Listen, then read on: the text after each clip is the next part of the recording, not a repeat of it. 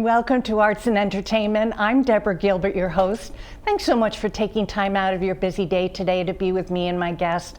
I really greatly appreciate it. Well, again, I have another terrific show for you today. We have a fabulous actress by the name of Jorie Janeway, an actress, director, and choreographer as my guest today. And Jorie, thanks so much for being here. I greatly appreciate your time as well. Thank you so much. It's a joy to be here. Wonderful. Well, let's take the viewer back. Why don't you tell us about your background? Tell us about yourself. Yeah, absolutely. I grew up in Connecticut and got into theater with my family when I was really little. We did shows together, the whole family all together. I have two siblings. We did a lot of theater together. And then I went to school out in California for theater. And after that, I started working as a performer regionally, national touring, and a little bit overseas, some cruise ships. So all of that, and then at the same time, got into teaching theater as well, and doing some of the directing and choreographing. And so that's where I'm at. I'm back in Connecticut after having lived in LA. So I'm very excited to be back. Did you know growing up as a child, and you just mentioned this, but did you know that you were going to be an actress?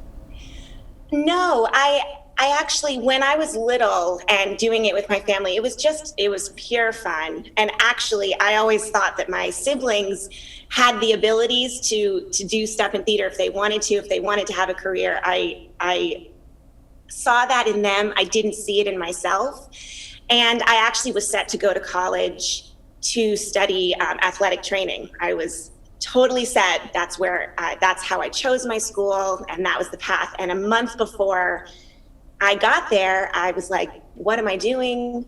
The thing that brings me the most joy in life is doing theater. Why not try for this? And from that point forward, it just I was always a bit of a late bloomer, developing my voice a little bit later than other people. And so after going to school for theater and having some professors who really guided me in the right way, that's when I kind of went, okay, this is what I want my career to be in. When I think about theater, I think about musical theater, and of course I've seen your website and we'll talk about it because there are wonderful clips that are there. Did you think that musical theater was going to be a big part of your life? Yes. When I started, even when I was, little and doing it for fun, it was always about musical theater. And I've had opportunities to do straight theater, straight plays, and a little bit of Shakespeare. And I love it all. My heart is drawn towards musical theater. So that's kind of where I live. And with my teaching and everything, it's all surrounding musical theater. Tell me about the teaching. Are you teaching right now? Well, right now, we actually, so in pandemic mode, I'm choreographing a show for a high school out in California, which I can do from Connecticut, which is lovely. And so from a teaching standpoint, yes, I'm doing that for that school. We're doing a virtual production. It's learning how to teach in a completely new way, which is fascinating. And to see the kids, just get on board with it is really inspiring, because it's hard. It is hard to switch gears and move to this virtual platform. And so I'm very inspired by them. And then otherwise, I'm using this time to really kind of develop a program that I've been wanting to do for a while, and I now have the time to do. So from a teaching standpoint, I've been doing these workshops with various companies and schools. Of course, the pandemic hit us last year, and I saw on your website that you were getting ready to go on a ship and perform. Tell us what it's like to be on a ship and perform. Oh my gosh, it's unlike anything, really. For about 10 years, I worked and tried to get onto a cruise ship. You hear about these wonderful contracts and that you get to travel in the midst of it all. And I'd kind of given up on the thought of that. And then in 2018, an opportunity presented itself where a friend of mine was actually in the role that I ended up taking over from her. And she said, send your stuff in, now's the time. And I did. And so I got to work on this ship, and the theaters on the ships are amazing. They're huge, they're high tech. It's incredible what they're able to do on the ships. And it's basically, you feel like you're on vacation, and you have certain duties and responsibilities, but it's pretty special, and it's a nice chunk of time. So that you're getting on a ship and you've got a job for the next 9 months, and that feels pretty great because you don't have that all the time as a performer. Oh, I'm sorry to interrupt. How is it to live on a ship? I mean, do you have your own quarters? I mean, you're constantly performing. How is it to be in that environment all the time? It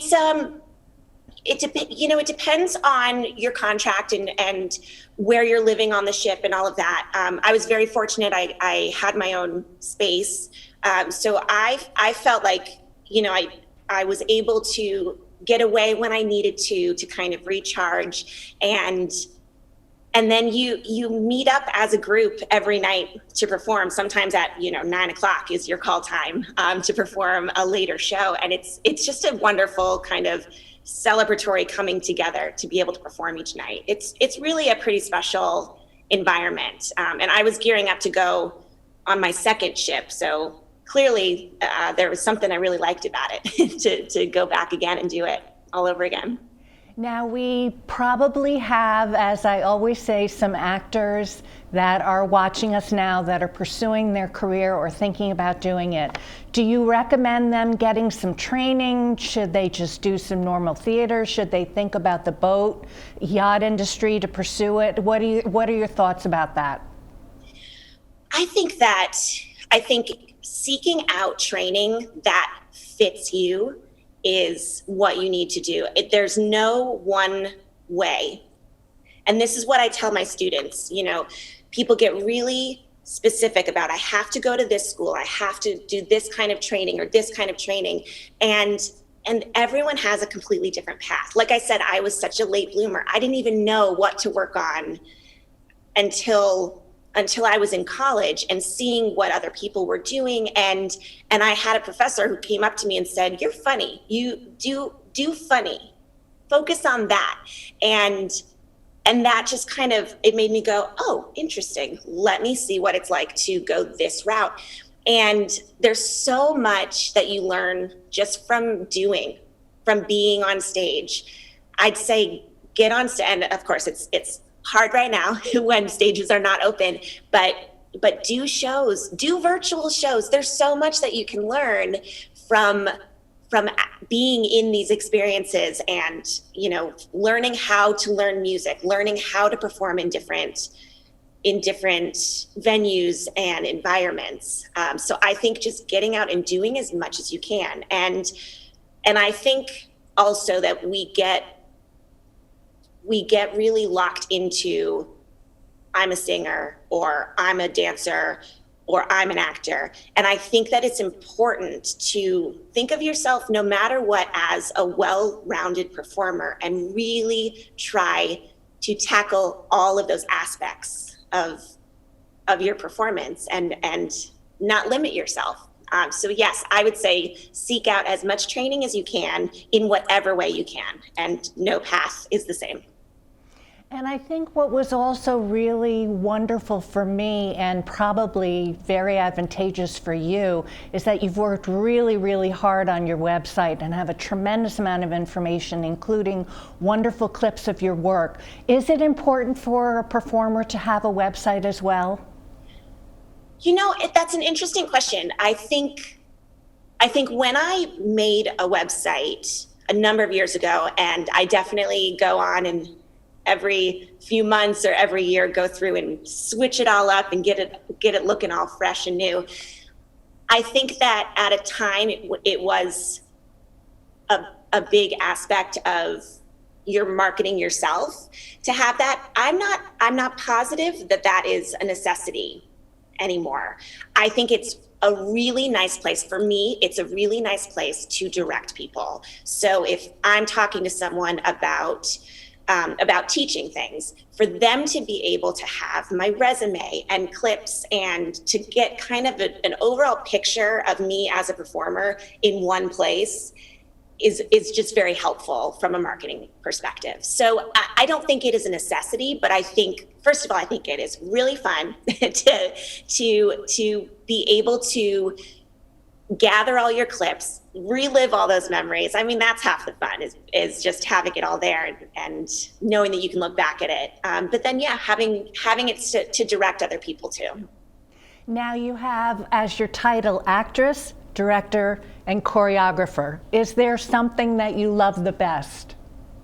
I would say that I'm a performer, I'm an actress first and foremost, but I love teaching, and I have said that if I am teaching but not also performing in some capacity, I'm not content teaching. When I'm performing and not teaching in some capacity, I'm not content performing. So for me, they go so hand in hand, and that's not for everybody, but it's something that really, the teaching kind of drives me to try to be a better performer.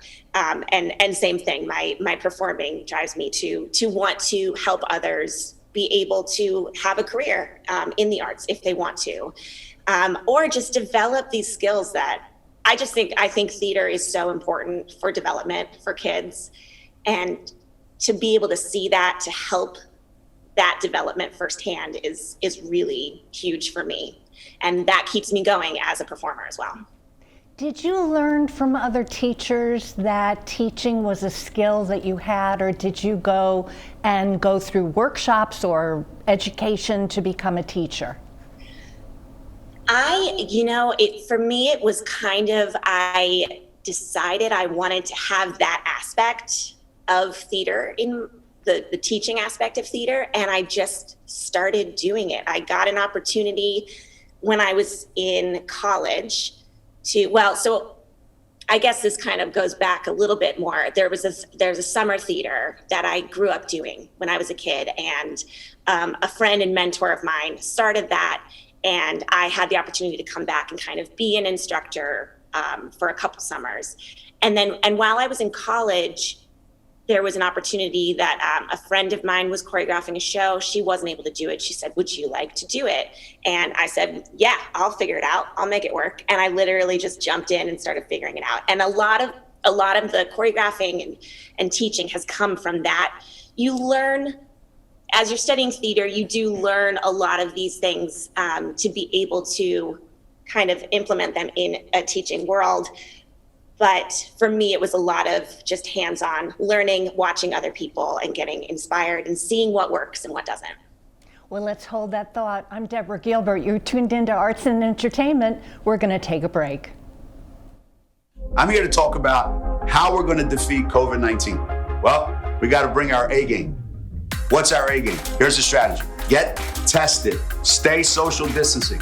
Wear masks. Community Health Center has testing sites all over the Connecticut. Open 7 days a week, and they're free for anybody. Babies, students, senior citizens, anybody. So go in and get tested. That's how we can all stay undefeated. Find a location near you at chc1.com.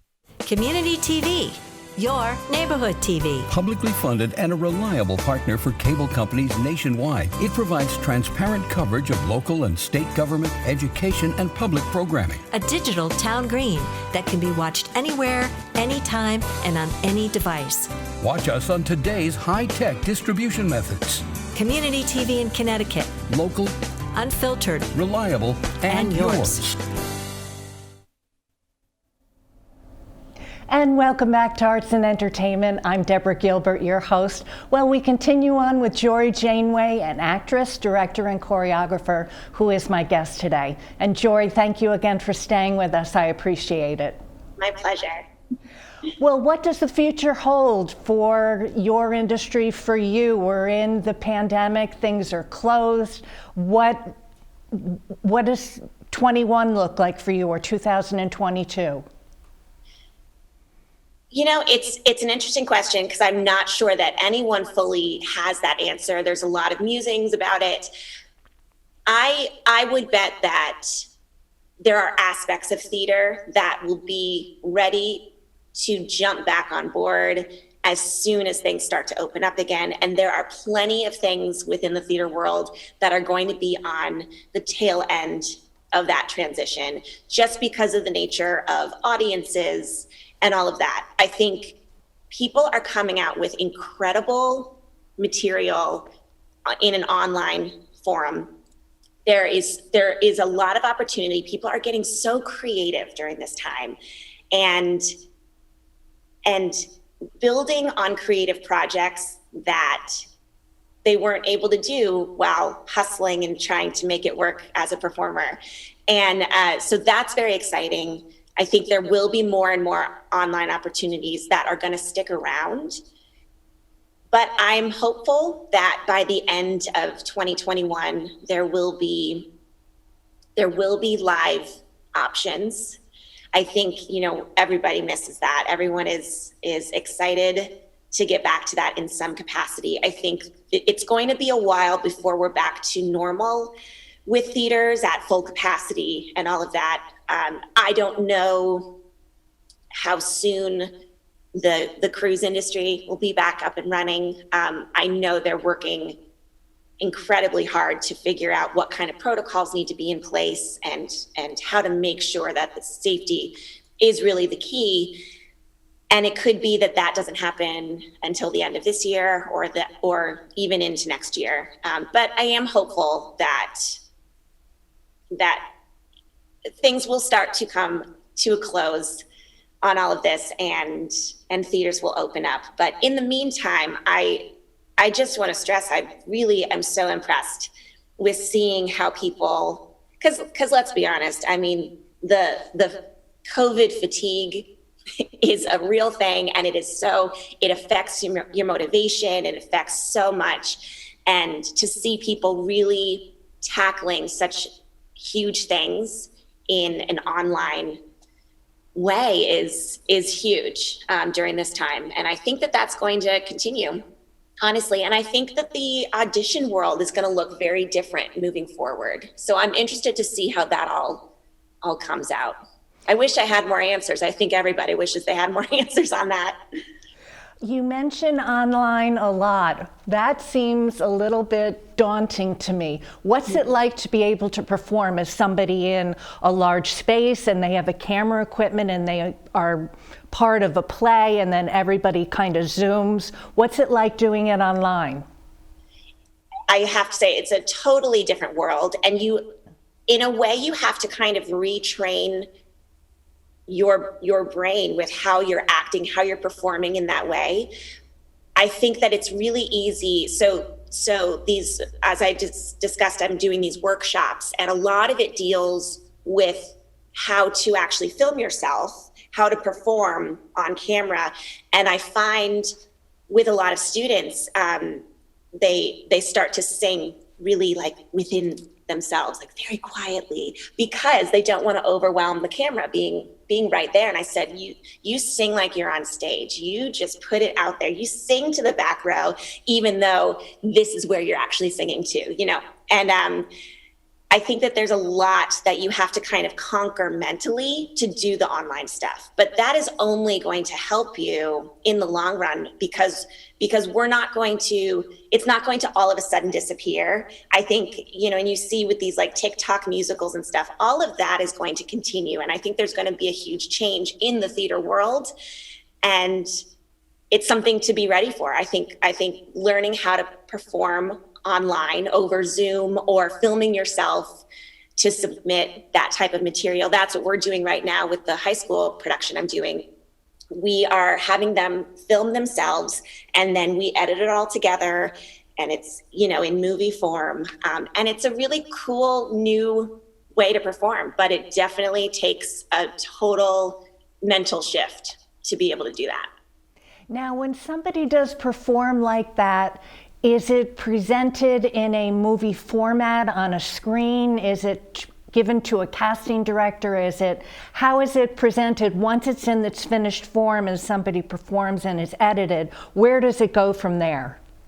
Well, it depends on what the project is. So for us, once we have edited it's an entire show that we're doing. Once it's edited together, we will have dates for a live stream. So a lot of high schools, a lot of theater companies have done this so they're able to still do theater, and then they present it as a live stream. And what I think is really cool about that is, I was thinking about this just the other day, that the students, I'm working with 2 students at a time, and they have specific things to film, and then they don't know what anyone else is doing in the rest of the show until they sit there with the audience and actually watch this film that's been created. They know what they did. They don't know how it's going to end up looking.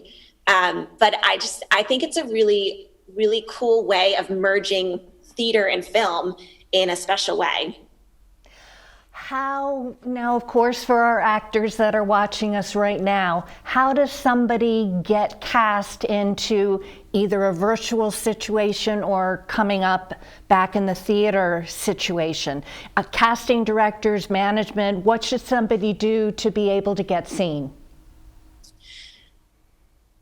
Well, I think that's going to, again, be something that changes with COVID. I think also depending on where you are in the country. So I've spent many years in New York City and doing the audition world there, as well as most recently I've been living out in Los Angeles, which is a completely different way of getting auditions as well. So I think pre-pandemic, the way to get auditions, and again, when you live outside of the city. So if you're in the city, you are on websites that tell you, these are the auditions coming up. You've got the Equity website, you've got backstage.com, you've got Actors Access. So find these sites that will tell you when the auditions are or how to get an appointment. And it's a lot of work. You got to be on it, and you have to be diligent about checking online and seeing what's coming up. I don't think that will change when auditions come back. But I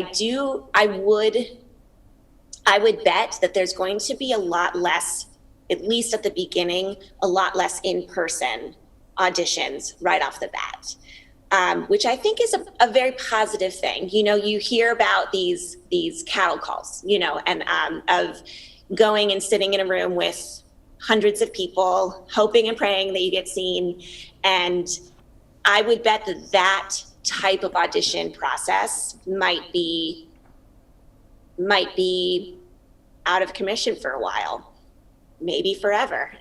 So we'll have to see. I would bet that there's going to be a lot more auditioning online, filming yourself and submitting that type of. So back to the online thing, I think it's a skill that is really important for performers to master right now, because I think it's going to be huge. And the one thing that I keep on remembering is that you said funny. Did you realize that you were more of an actress that was funny on stage than the regular dramatic actress? I did not until I had that professor call that out in me. And from that point forward, it's kind of just been like, oh yeah, that's who I am. I'm much more of a character actor than a dramatic. I love it all. I am happy to do it all. I have a strong comfort in being a character actress and doing the comedy. Give me funny supporting roles any day of the week. I don't need to lead a show. Just send me in, say some funny lines, get off stage, and I'm happy. Is there a particular show that you love doing the most, either on the stage or on ship? I would say probably one of my all-time favorite roles that I've gone to play is I was the drowsy chaperone in the show The Drowsy Chaperone at this wonderful theater out in Nebraska, Post Playhouse. I got to perform my dream role there as the drowsy chaperone, and she's just a nut job. and that is so fun for me to play. The show that I have probably done the most is Hairspray, and I love Hairspray. I think it is a beautiful show and so well crafted. And so that's the show that I've done on cruise ships. That's the show that I did on tour. And so I've done it around the country as well. So it's definitely the show I've done the most. And so I hold it very dear to my heart. So let's say theater comes back and we're in a perfect world. Is touring the nation in a touring group, performing theater, let's say every week, something that someone should think about doing? Oh, absolutely. I think touring is something that allows you to really put everything that you've learned, the discipline of theater, into practice. It is not easy, but it is so fulfilling.